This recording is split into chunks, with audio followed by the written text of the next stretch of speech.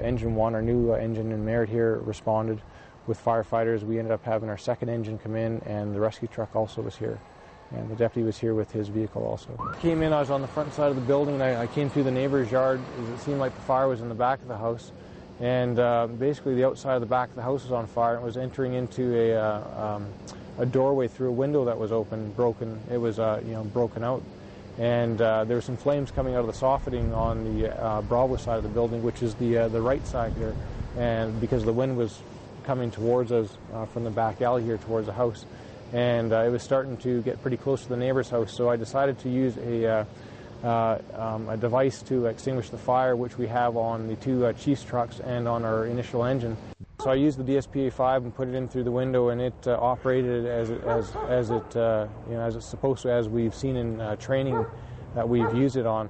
And it basically extinguished the fire for about 4.5 minutes.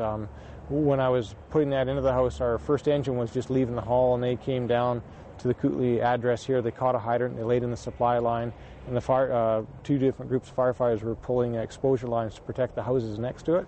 And just about that time, the fire started going again, and it started coming out the soffits again. The firefighters attacked the fire and extinguished it. So this device bought our fire crew about 4.5 minutes, and I'm quite sure, with my experience, and I've seen this before, that the second house next to it here would have very likely have had more fire damage to it, or if not ignited itself, because there was a significant amount of heat and flames coming out of it. So I for one, am very glad we had the device and we bought into the system, and it was used, trained on and used at this fire.